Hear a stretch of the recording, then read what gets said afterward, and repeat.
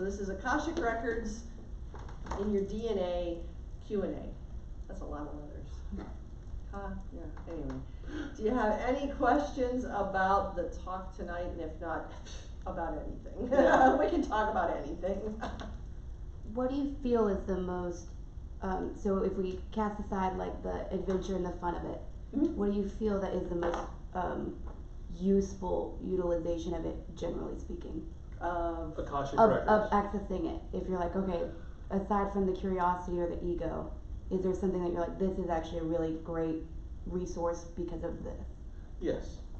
Again, I said this a little earlier, it's about being able to find those levels of mastery that you or some part of source had at some point that you can bring forward and utilize in this current moment.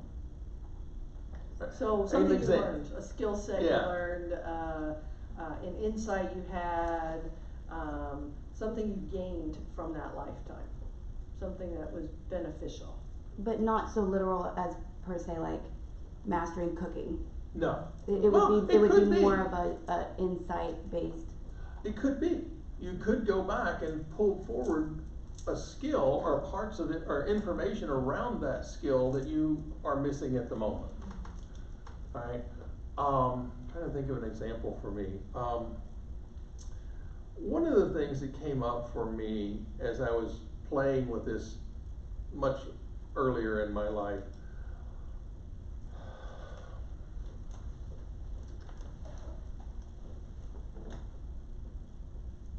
was I was struggling with how to be a leader in a position that I was in.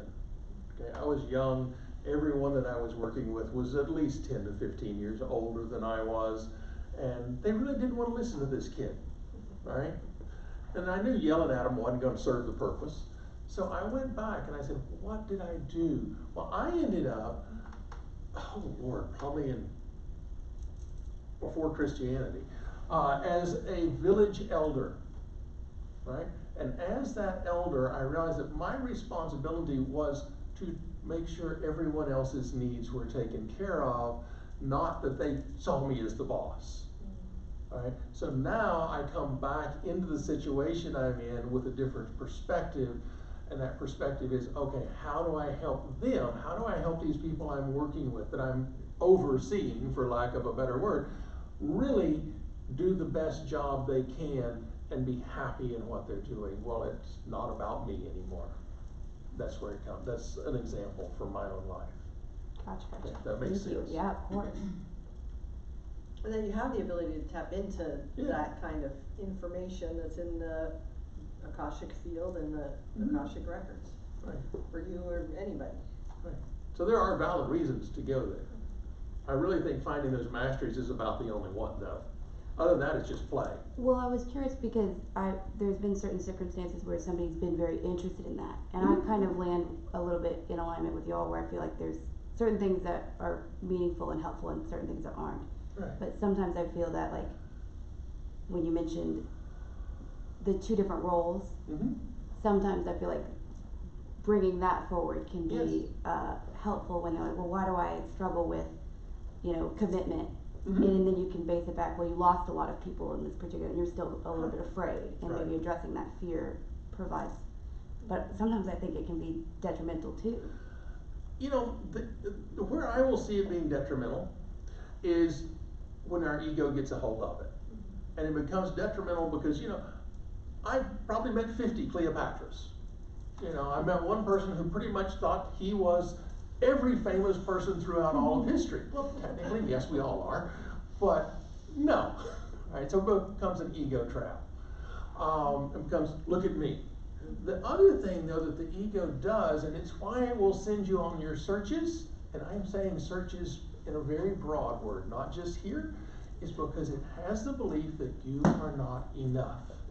And it will transmit that to you day in and day out, 365 days a year, 24/7, right? That you are not enough. You are enough. Please hear me say that. You, right here in this moment, as you are 100% whole, complete, and enough. If nothing ever changed, you are enough, right here, right now.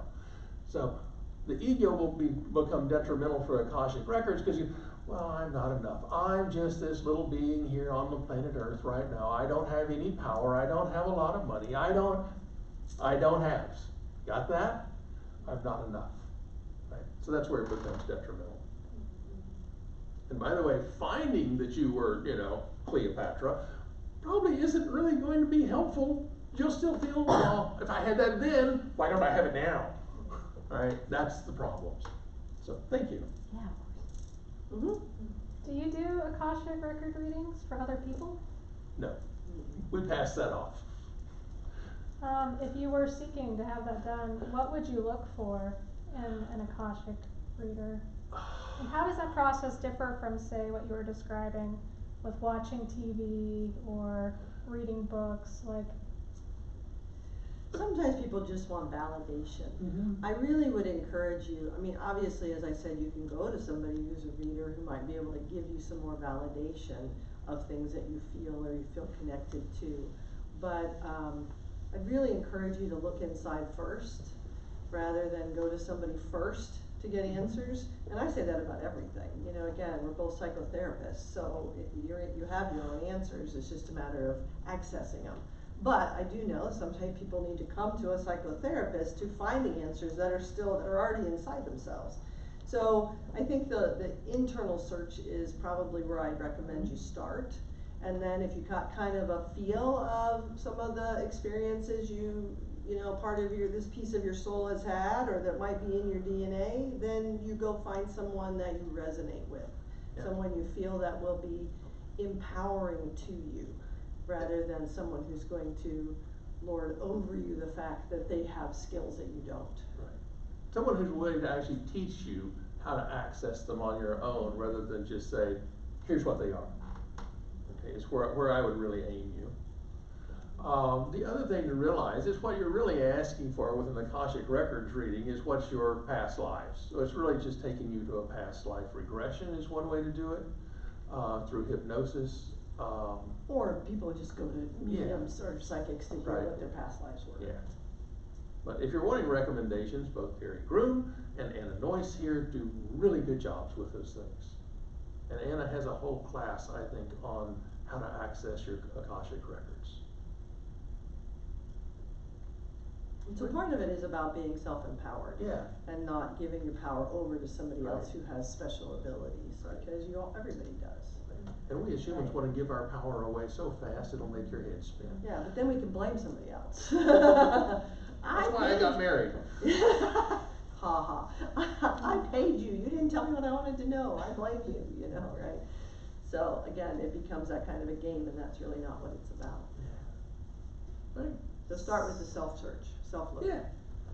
Can you kind of give an overview of the process of quieting your mind and kind of what, when you start getting that information, where it comes from, what it feels like? Sure. There are so many ways to go about that. For me, the best way is what we normally would call meditation, and but it's not, that. I do that every morning, but for me, quieting your mind, there are so many ways to do it. Breath is a phenomenal way, right? And just focusing on your breath, the in-breath, the exhale.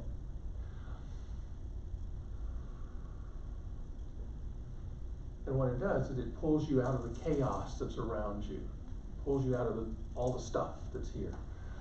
When this stuff starts to bubble up for me, I'm very auditory in those states, so I'll sort of hear a voice, or I'll hear someone talking, and it may not be talking to me, I'll be hearing a conversation, and then I can sort of focus on that conversation, right? Other times it will be a visual, like the time I was describing driving through, Wyoming to Montana, right? Those kind of things. And it comes from if you'll just imagine that everything that you know, everything on this planet, every other planet, every galaxy, everything, no matter how far back you go, is inside of a big bubble. Mm-hmm. And that's what they would call the Akashic field. And so literally everything is inside this space. And this space is what duality is. And so, when you hear things, some people attribute it to an angel or a spirit guide. Other people attribute it just to the cosmos. And what it really is you're tapping into the fields that surrounds everything, which means you can access anything. So as you quiet your mind, and I would agree that meditation is one of the ways to do that, being present. So when our mind's chattering, it's chattering about the future or the past. And so the more present you can be, the more you can practice being here now, the quieter your mind becomes. What I heard for you is an old practice, is pay attention to 5 things you can feel right here, right now, 5 things you can hear right here, right now, 5 things you know, go through your senses and find 5 things that activate in this moment all those senses, and watch how quiet your mind will get. And it's part of like a It's meditative right. practice.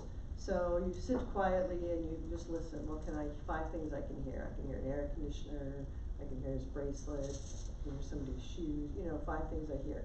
Then 5 things I smell. So it's just literally, it's a meditative practice in helping you get more present. It brings you, that one very quickly brings you into the present, current moment. I don't know why I heard that one come up sort of specifically for you. I have a hunch there may be times you're a little scattered, is all that I would say. Does that answer what you were asking? Yeah. And she's smiling, so I must be right. It's because when we drove up and we were walking in, the car next to us had on the license plate 555, and it captured my energy, like my attention. So when you said pay attention to 5 things that you see, there you go. I'm just like, yeah, that's just, it's confirmations all around. Right. That I find so fascinating. Right, and when we're open to those, we see those. Right. They appear. And they happen all the time. It's just we don't always see them because we're not present.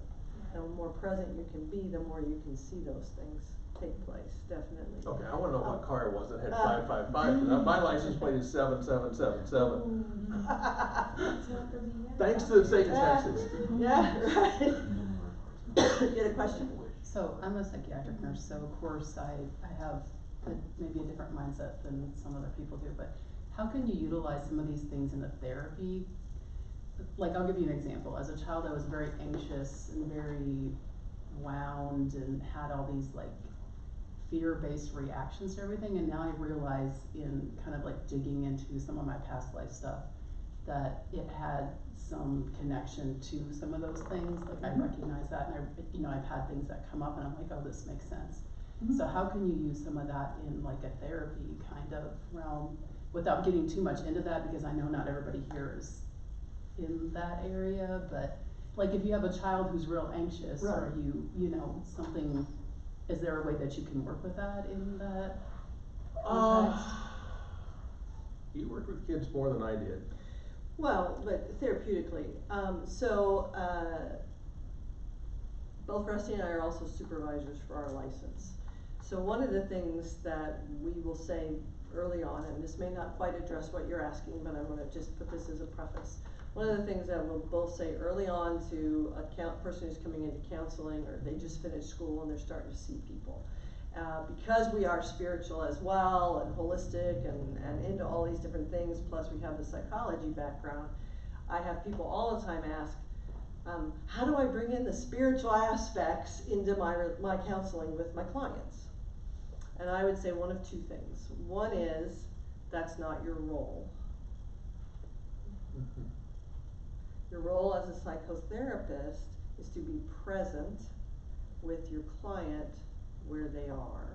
And help them discover themselves. You're really there as a therapist to help them remember who they are, which Right. ultimately is truly spiritual. That actually, Right. nothing exists that isn't.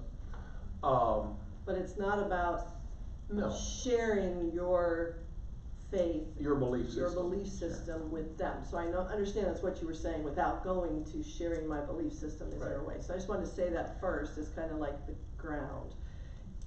But again, the therapeutic question, what you're actually asking is, how would you help that child perhaps find that information? Or even an adult who Even an adult. recognizes that, you know, Yeah.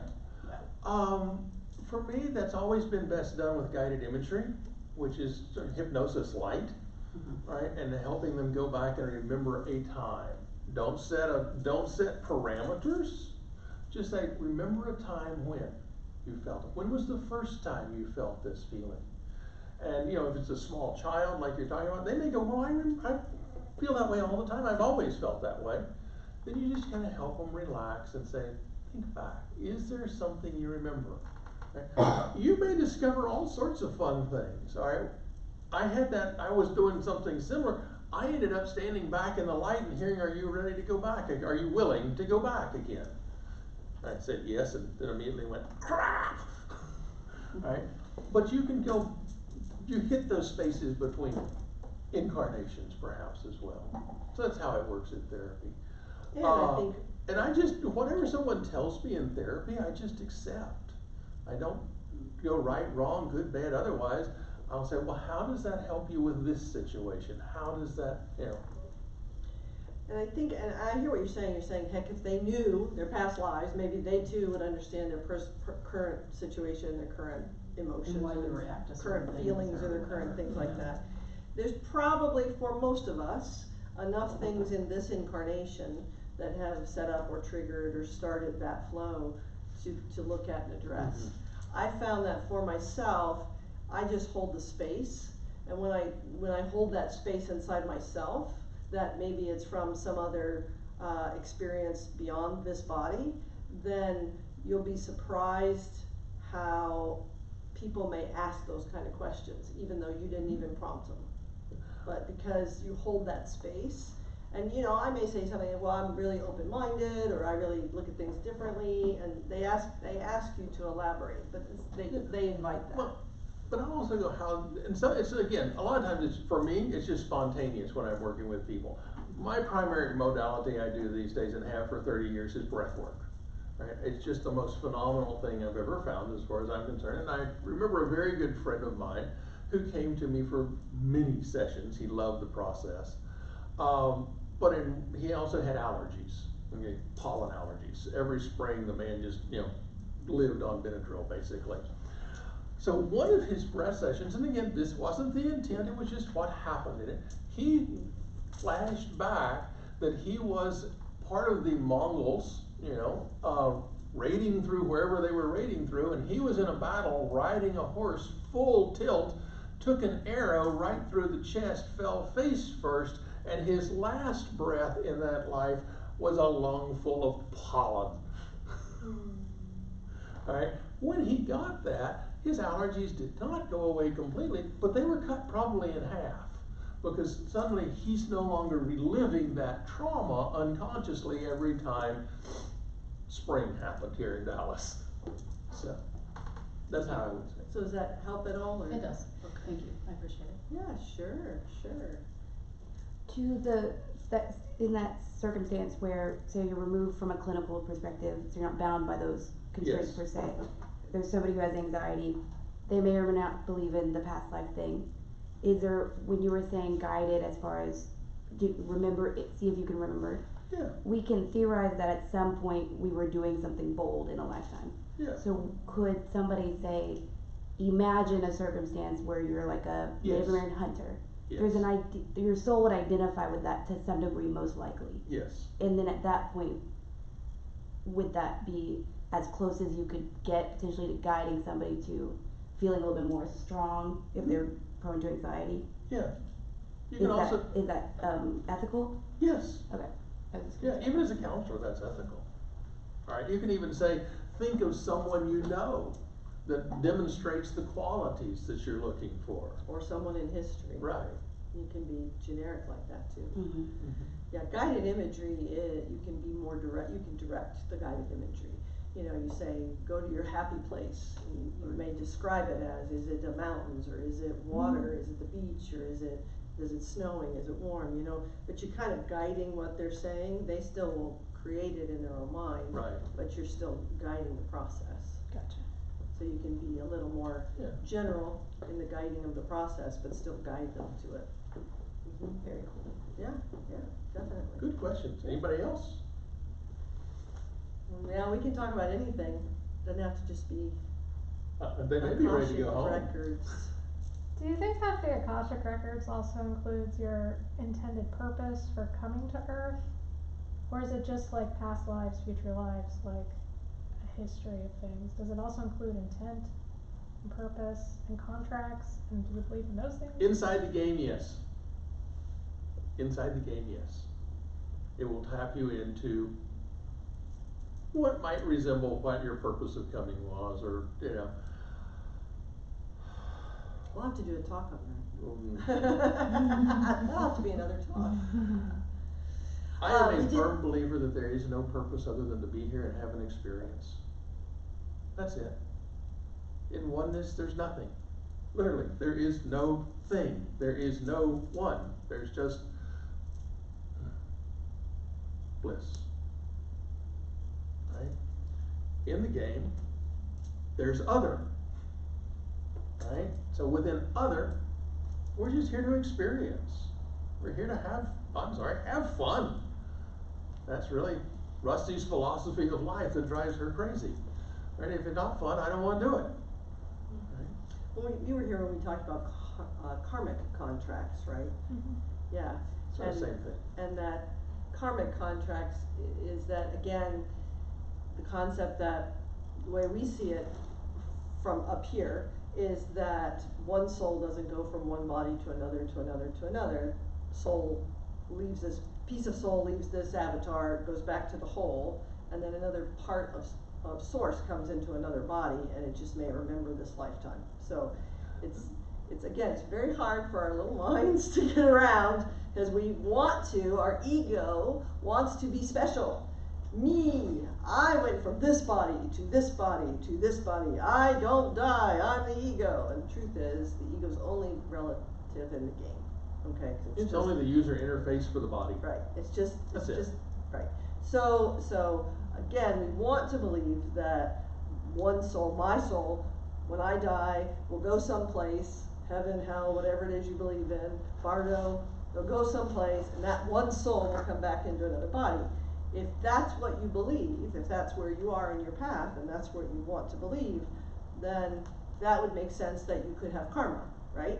Because this lifetime you did something bad, so you come to this lifetime and now you have something bad done to you.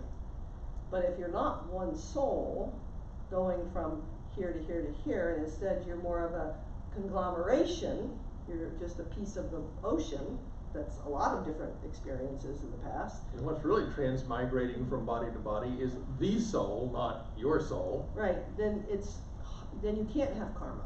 Karma can't exist. So karmic contracts, a little bit different than what you're talking about, and I don't want to specify that, but karmic contracts that say, I owed you money, so therefore in a past life, therefore in this life I have to give you money, or somebody else owed me money, therefore I have to give somebody else money. So those karmic kind of contracts can't exist if you're not one soul going from body to body to body. Otherwise, I'm in trouble for something somebody else did in some other lifetime I didn't even know about, right? And so I'm having something bad happen to me because I happen to have a piece of their soul inside of me and I had no idea what that was.